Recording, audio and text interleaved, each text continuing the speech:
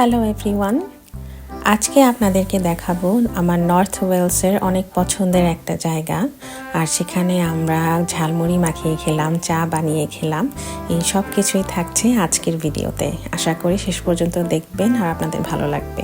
এর আগের ভিডিওতে দেখিয়েছিলাম আমরা গিয়েছিলাম একটা ওয়াটারফল দেখতে, খুব সুন্দর। তো সেখান থেকেই আমরা আবার যাচ্ছি এই নতুন জায়গাটায়। এটা হচ্ছে আমরা যাচ্ছি স্নোডোনিয়া মাউন্টেইনে। ওয়াটারফল থেকে এই জায়গাটায় যেতে 20 মিনিটের মতো লাগে, খুব বেশি দূরে না, খুব কাছাকাছি সব জায়গা। তো এই তো এখানে পার্কিং আছে, আমি এই সম্পর্কে একটু বলে নিই। এই স্নোডোনিয়া মাউন্টেন সামিটে প্রতি বছর প্রচুর লোক আসে একদম মাউন্টেন পিকে যাওয়ার জন্য। তো এই মাউন্টেনে যাওয়ার যে ট্রেইল, এটা অনেক কয়েকটা আছে। কিছু রাস্তা আছে খুব উঁচু নিচু, যারা একদম প্রফেশনাল হাইকার বা ক্লাইম্বার তারা যায়। কিছু রাস্তা আছে একদম সমতল, যারা একদম আস্তে আস্তে করেও হেঁটে যেতে পারবে, এরকমও আছে। তো আমরা যে জায়গাটাতে এসেছি এই জায়গাটার এটা একটা এন্ট্রি পয়েন্ট। এই জায়গাটার নাম হচ্ছে পেনি পাস। যদি আমি লিখি তাহলে হবে পেন ওয়াই পাস। আর এই জায়গাটাতে আপনারা যদি আসেন তাহলে পেনি পাস কার পার্কিং লিখে গুগলে সার্চ দিয়ে অবশ্যই আপনার পার্কিং বুকিং করে দেন আসবেন। অনলাইনেই আপনি পে করতে পারবেন, দেন এখানে এসে শুধু গাড়িটা রাখবেন, কারণ এখানে প্রচুর লোক থাকে অলওয়েজ।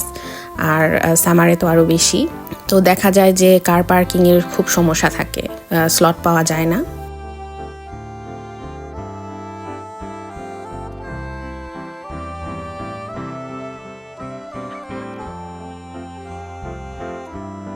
আর এখানে একটা আপনার রেস্টরুমের মতো আছে। এখানে ড্রিঙ্কিং ওয়াটার আছে, ফ্রেশ টয়লেট আছে, রেস্টের জায়গা আছে। আর এই যে এটা একটা মাউন্টেইনের একটা ডেমো, ছোট, পুরো স্নোডোনিয়ার।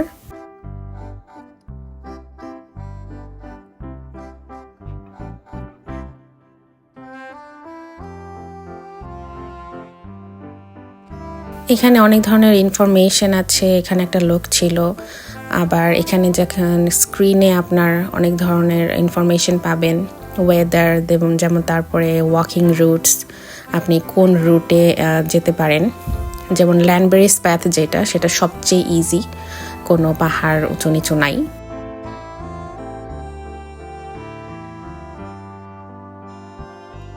এই যে আমাদের একটা ভাইয়া ছিল, উনি খুব সব কিছু অ্যারেঞ্জমেন্ট করে এনেছিলেন আপনার এই ঝালমুড়ি, চা এসবের।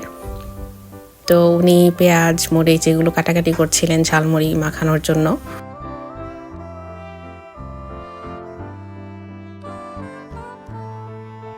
তো আসলে খুবই ভালো লাগছিল, সবাই একসাথে এরকম একটা পিকনিক আমেজ।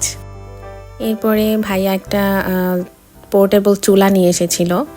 তো সেই চুলায় আমরা চা বানানোর ট্রাই করছিলাম সবাই, কারণ এখানে এত বাতাস ছিল, কোনোভাবেই চুলাটা ধরানো যাচ্ছিল না বা জালটা থাকছিল না। তো একবার এইদিকে একবার ওইদিকে সরানোর করছিল যে কোথায় একটু বাতাস কম লাগে। আর ওয়েদারটা আপনারা হয়তো দেখে বুঝতে পারছেন যে খুবই খারাপ ওয়েদার ছিল। আমরা ওই ওয়াটারফল থেকে এখানে এসেছি ধরেন দুপুরের দিকে। তো এরপরে আমরা দেখা গেল যে 2-3 ঘন্টা জাস্ট গাড়িতেই বসেছিলাম, কারণ প্রচুর বৃষ্টি হচ্ছিল। তো এর জন্য শুধু ওয়েদারে দেখাচ্ছিল যে 4টা পর্যন্ত বৃষ্টি হবে, 4টার পরে বৃষ্টি থেমে যাবে। তো আমরা শুধুমাত্র ওই 4টার জন্য অপেক্ষা করছিলাম।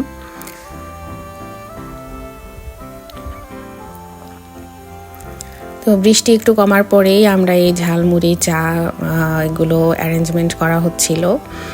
এই যে কোনোভাবে বাতাসকে ঠেকিয়ে আমাদের চা হচ্ছে। ওয়েদার কিন্তু এই দেশে খুবই আনএক্সপেক্টেড। আপনি 6 মাস আগে থেকে 3 মাস আগে থেকে যেরকম প্ল্যান করে যাবেন একটা জায়গায়, কখনোই ওরকম হবে না। তো দেখা যায় যে ওই টাইমটাকে আমরা যদি মন খারাপ করে বসে থাকতাম যে আহারে ওয়েদারটা কেন এমন হলো, ধুর ভালো লাগছে না, এইরকম চিন্তা করলে আসলে আমরা দিনটাকে একদমই এনজয় করতে পারতাম না। তবে এই ছোটোখাটো কিছু জিনিস দিয়েই আমরা ওই মুহূর্তটাকে একটু ফান বা মজার বানিয়ে নিয়েছিলাম। চা, ঝালমুড়ি এগুলো দিয়ে। ভালো যে ভাইয়া এগুলো নিয়ে এসেছিলেন। তো এতগুলো মানুষের আসলে আমাদের কাপ হচ্ছিল না। আমরা কি করেছি, বোতলগুলো মাঝখান থেকে কেটে সেগুলোকেও কাপ বানিয়েছিলাম। চায়ের কালারটা দেখেন কি সুন্দর কালার হয়েছে চায়ের, দেখতেই লোভনীয় লাগছে। এখানে আরেকটা ইনফরমেশন বলে রাখি, পেনই পাস থেকে আপনার এখানে কিন্তু 2টা রুট আছে। আপনি ঢুকতেই কার পার্কিংয়ের একদম সামনেই যে রুটটা, সেটা হচ্ছে ইজিয়েস্ট রুট। আপনি সুন্দর লেকও দেখতে পারবেন সামনে দিয়ে হাঁটলে। আর আপনি একটু ডান দিক দিয়ে হেঁটে গেলে আরেকটা রুট আছে, ওইটা একটু কঠিন। তো আমার মনে হয় যারা বিগিনার আছেন, এক্সপার্ট না হাইকিংয়ে, তারাই প্রথম রুটটা দিয়ে যাবেন। এটার নাম হচ্ছে মাইনার্স ট্র্যাক। প্রচুর ঠান্ডা বাতাস ছিল, বৃষ্টি হচ্ছিল পাহাড়ের উপরে, এরকম গরম গরম চা খেতে খুবই ভালো লাগছিল। এরপর চাটা খেয়ে, বৃষ্টি এখন একদম নেই, হালকা রোদ উঠেছে, আমরা রওনা দিয়ে দিলাম মাউন্টেনের উপরে যাওয়ার জন্য। আমাদের প্ল্যান ছিল খুব হলে 40 মিনিটের মতো আমরা হাঁটবো, কারণ আবার ব্যাক করতেও তো 40 মিনিটের মতো লাগবে। কারণ এই পুরো মাউন্টেন পিকে যদি আপনি যেতে চান, এই পুরো সামিটটা হয়তো বা 8-9 ঘন্টার মতো লাগে।